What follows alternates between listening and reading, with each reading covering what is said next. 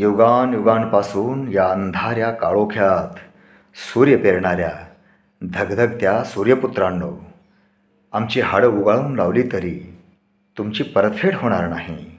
आमच्या पिढ्या जळून राख झाल्या तरी तुमचे ऋण फिटणार नाही.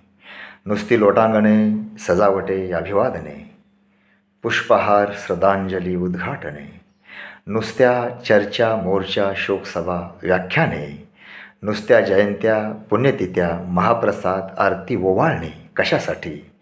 म्हणून मी ठरवलंय हाडांच्या तिफणी विचारांच्या बिया करणं, मेंदूचं चाडं देहाचं नांगर करणं. म्हणून मी ठरवलंय हाडांच्या तिफणी विचारांच्या बिया करणं, मेंदूचं चाडं देहाचं नांगर करणं. जिथे रान मिळेल तिथे वेड्यासारखं पेरत जाणं.